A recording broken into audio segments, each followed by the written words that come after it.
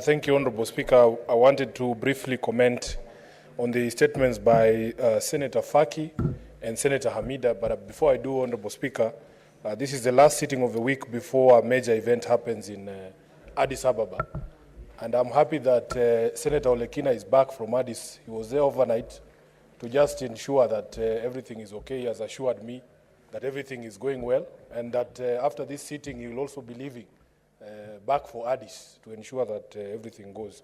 I wish Baba well, and I wish the team that is there representing as well. The rest of us are here holding fort. Honorable Speaker, we have treated the people who work in our medical institutions with absolute contempt.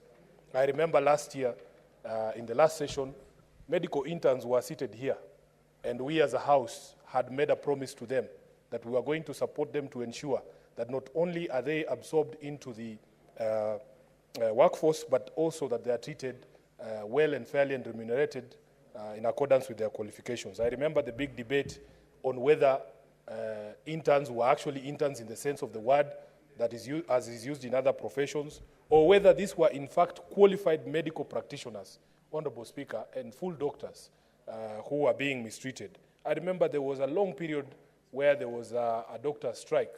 Dr. Halwale remembers that period, and we thought that all these matters have been resolved. Honorable Speaker, we speak to some of these interns, and some of them who were lucky to get employment in places like this gentleman in Thika Level 5, others in Nakuru, even here in Nairobi. Honorable Speaker, some of them, after being out of employment for so long, after being promised good working conditions, even those counties are not paying them salaries. Some of them have arrears of up to 3-6 months, Honorable Speaker. So as a House and the Health Committee that has just been reconstituted, we really need to be serious about our medical health practitioners. Yesterday, Honorable Speaker, we were talking about the way the community health promoters are being treated. I had occasion, together with my delegation from Nairobi of senators, Honorable Speaker, to have a meeting with a section of the county health promoters in Nairobi, the community health promoters in Nairobi. And Honorable Speaker, the horror stories that we had from that group requires that we as a House do something. Honorable Speaker, you can imagine people going to work without basic protective equipment. Here in Nairobi, Honorable Speaker, when it rains, and most of these community health promoters are working as frontline workers in places such as our slum areas, Honorable Speaker. When it rains, you cannot go in there without proper shoes or gumboots. Honorable Speaker, can you imagine the community health promoters in Nairobi, numbering over 7,000, asking a senator like myself to buy them gumboots because the county government is unable to supply them with these gumboots? When I speak to the management at Bata, Honorable Halwale, one pair of gumboots is going at 700 shillings, Honorable Speaker. Everybody knows my salary, and you know what the taxman has done to our pay slips, Honorable Speaker. How can a senator be expected to spend 5 million shillings on buying gumboots for community health promoters, and yet we resource our county governments properly for them to be able to equip our community health promoters to work for us? Honorable Speaker, when we talk about the deteriorating levels of health services in the counties and the statement that was brought by Faki, we also need to look at the financing element for our hospitals. I was speaking to the CEO of Mbagathi Hospital today, Honorable Speaker, to just find out the status of the repayment by SHA. And this was prompted because when I looked at my pay slip again, I am being deducted 32,000 Kenya shillings every day, and we were told that this is going to be the panacea of all our problems in the health sector. The CEO at Mbagathi tells me that they are billing SHA shillings 4 million per day. And if you do the math, it is over 120 million shillings per month that SHA is supposed to pay Mbagathi Hospital. But SHA is paying Mbagathi Hospital a measly 15 million shillings per month. How are they supposed to provide services, Honorable Speaker? As we speak today, the social health assurance owes Mbagathi Hospital alone 400 million Kenya shillings. And then we expect these hospitals to serve the people of Nairobi.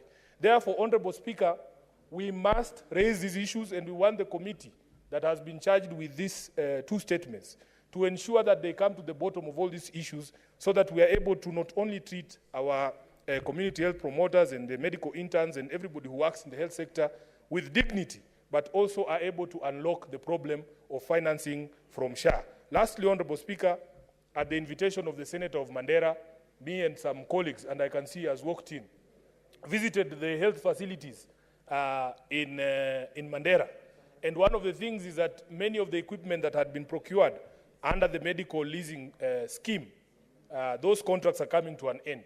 And the information we gathered from Mandera is that the suppliers of the new equipment are putting very onerous terms in terms of percentages of the money that is supposed to be paid to those suppliers on these county governments.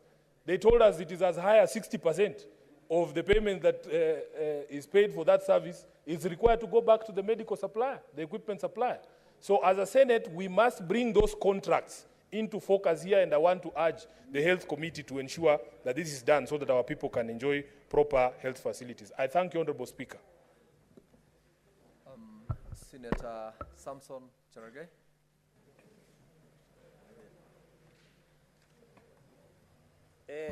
Mr. Speaker, I want to, from the onset, to thank you for giving me this opportunity. I want to support the statement by Senator Mohammed Faki, Senator 001 from Mombasa, for this wonderful statement. Mr. Speaker, sir, I agree. I thought Mombasa is better.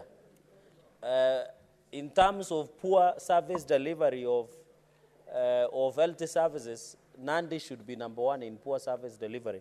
Mr. Speaker, because in 1st December 2024, I did visit Kapsabet County Referral Hospital, which should be our referral facility. Mr. Speaker, I remember you calling me that you saw the pictures and you saw the pathetic and dilapidated situation at Kapsabet County Referral Hospital.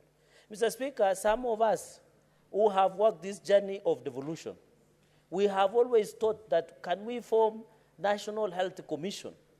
Because the crisis that you see in Mombasa, in Nairobi, in Nandi, among other constituencies, Mr. Speaker, among other counties, is saddening. Even I remember you lost a child at, is it Kaplong or is it Tenwek? Yeah, because of negligence in Bomet Hospital, that a young child, because of negligence. Mr. Speaker. Senator Cherargei, that was in Longisa Hospital, and the second one was in Cheptalal Hospital. Yeah, both in Longisa and Cheptalal, Mr. Speaker. So those are just grim statistics, Mr. Speaker. Right to health should be very basic to every Kenyan. Mr. Speaker, and sometimes, you know, some of us don't want to encourage clawback or functions to national government. But when we see statistics such that the poor health facilities and provision of poor health services in Mombasa, Mr. Speaker, we always feel sad and imagine, can we claw back the health function to national government? Will it be better? Those are questions that many Kenyans ask, Mr. Speaker. Because out of 196 facilities that I have in Nandi, among level 4 hospitals and the main Kapsabet County referral, there is nothing to write home about, Mr. Speaker.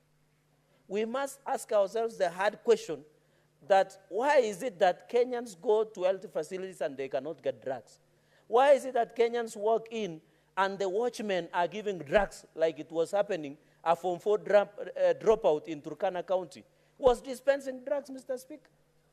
You know, we need to be serious, Mr. Speaker, because it is very unfortunate.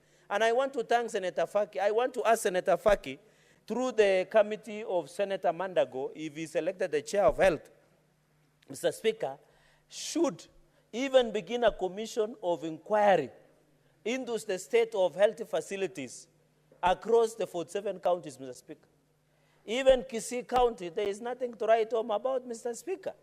So I want to encourage, Mr. Speaker, Senator Mandago-led committee to not only look at Mombasa County, let them even request, Mr. Speaker, this to be a precursor of inquiry on the state of health across 47 counties, Mr. Speaker. Because Nandi, my people are suffering, Mr. Speaker. Even today, as we're talking, if they are not suffering in hospital, they are suffering in towns. They were being evicted by governor today, Mr. Speaker, from their own main market. And I know Senator Oburu knows Kapsabet very well, because on several occasions he asked me at Kapsabet about Kapsabet town, that they have been affected, Mr. Speaker. You are suffering when you are well, and you are suffering when you are in hospital, Mr. Speaker. So I want to thank Senator Faki, and I expect that the deputy ODM party leader to do better. And I want to send the ODM deputy party leader, Mheshimiwa Otsotsi, can you encourage Governor Abdul Samad? It is not the tradition of ODM to perform poorly. And as the Secretary General of ODM, Senator Sifuna, please, you need to pull up your socks. You can even, as a party, invite your governor, and so that we don't need to embarrass him in public, so that we don't need, Mr. Speaker, we don't need Senator Sifuna, Mr. Speaker, can read the riot act. You know the SG has so many powers, Mr. Speaker. Senator Sifuna, what is your point of order? Honorable Speaker, the constitutional mandate of oversighting county governments is vested in only one institution, and that institution is the Senate, for which the member of Nandi is a member. Is it in order for him to demand that a political party, which he knows does not have the same powers as his house, rein in members of the Council of Governors, even if they belong to my political party, Honorable Speaker? Order, Senator Sifuna. And of course, Senator Cherargei, you are aware of exactly what Senator Sifuna has said. It is not within the province of the party to do oversight, nor is it in the province of the Secretary General of the ODM to rein on his members to act. However, it is your mandate as a senator and as a member of this House to make sure that we firm up and do what is right, that is to protect devolution and protect the county governments. Proceed. Mr. Speaker, I don't know why. You are reminded that you are a member. Yes, I'm a member of PAC, Mr. Speaker. But I don't know, Sifuna should pick a side. Because when it is convenient, he says ODM is doing very well. But when ODM performs poorly, he wants to disassociate from ODM deputy party leader. Mr. Speaker, I agree that we have the oversight role. But I was just challenging him as the Secretary General and to assist the governor of Mombasa to run county of Mombasa, because Mombasa County, I elected an ODM governor, Mr. Speaker. Order, Number two, Mr. Speaker. Honorable Senators, order. Senator Abdul, order, please. Let's allow Senator Cherargei to be heard in silence. Yes. If you are consulting, please do so in low tones to avoid disruptions in the House. Proceed. So I hope I can see Senator Sifuna is taking notes, and also Senator Sifuna, Otsotsi, to follow up. Number two, and finally, Mr. Speaker, is on the issue of poor state of Motari, Kiamaringa, Siakago Road, brought by Senator Mundiki. I want to thank Senator Mundiki, Mr. Speaker, because I have never seen Senator Mundiki bringing any other statement about any other place except Embu. It shows that Senator Mundiki loves the people of Embu with all his heart. And we were there with him, Mr. Speaker, sometimes back. This road must be fixed. I am told we have a pending bill of roads close to 1 trillion Kenya shillings, Mr. Speaker. I want to ask members of the Senate that there is a public participation on tolling of roads. The government wants to raise 230 billion. Even as we try to toll our roads, that 230 billion that we are trying to raise, Mr. Speaker, and also under road maintenance levy fund that has been fought by the Speaker, by the governors, Mr. Speaker, we should allow the tolling of our roads for the maintenance of our roads, especially this road from Mutatari up to Siagago Road. And in fact, Mr. Speaker, I want to ask Senator Mundigi, because I had a chance of overflowing through Mau Mau roads, that road has been designed to go to Nyeri. I want to request, Mr. Speaker, that Senator Mundigi bring so that we've hurry and include on Mau Mau roads, so that as it goes to Nyeri, the dwelling from Muranga all the way to Nyeri under Mau Mau roads, they should be included into Embu and Siagago and Mutatiri Road, Mr. Speaker, because I believe Mau Mau were also roaming in Embu, and Mau Mau also belong to Embu, Mr. Speaker. So I want to challenge, even in Mau Mau roads, this issue of Embu must be included, Mr. Speaker, and it is no offense that Senator Karungo Dhangwa should also allow that we include in Mau Mau road so that the people of Embu can also benefit, Mr. Speaker, but allow members that as the public participation on tolling of roads, please let us members participate so that when we pass something, Mr. Speaker, we don't come and complain again. So, and even in Nandi, Mr. Speaker, you remember my issue. The Nandi-Ilsimaki Road, it has not been fixed. The one from Chemuswa Danger has not been fixed.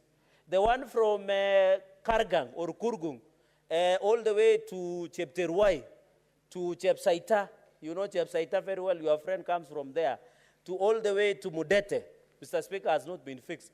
The one from Meteitei all the way to Wazingishu, where Senator Mandago comes from, has not been fixed. The one from Chepterit all the way to Moi University is now rejected, Mr. Speaker. The one from Masop, Kabngetich, Ngechek has not been fixed, Mr. Speaker. So this issue of roads that has not been fixed, Mr. Speaker, is that we must work towards it to ensure that we fix our roads across the counties that we have, Mr. Speaker, going into the future. Mr. Speaker, I support and commend Senator Mundigi for bringing this issue, and I want to wish everybody who is traveling the Addis all the best. I'm told the prices of air tickets have gone up to 250,000 by economy. So I want to wish all members who are going to Addis all the best and safe flight, and we hope that it shall be well. Mr. Speaker, with those many remarks, I support and I thank you.